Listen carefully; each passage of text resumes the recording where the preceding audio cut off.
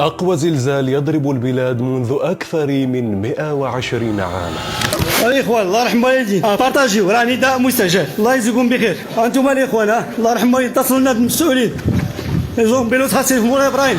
هذا ما وصفته هيئة المسح الجيولوجي الأمريكية، معيدة إلى الأذهان ذكريات مؤلمة عاشتها البلاد في مطلع القرن الحالي.